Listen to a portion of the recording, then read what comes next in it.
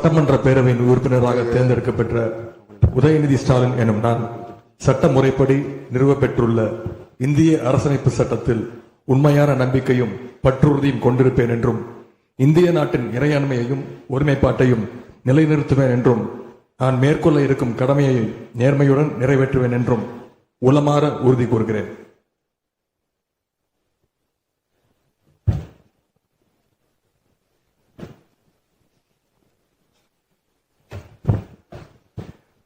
மாண்புமிகு திரு எடப்பாடி கே பழனிசாமி.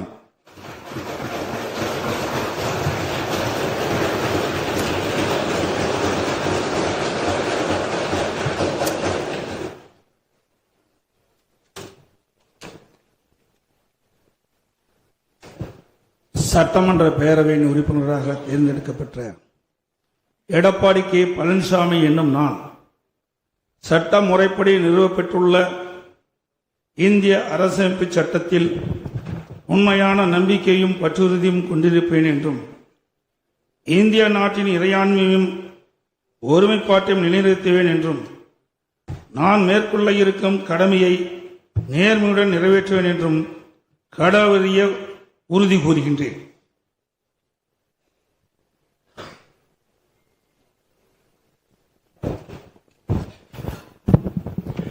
மாண்புமிகு திரு ஓ பன்னீர்செல்வம்.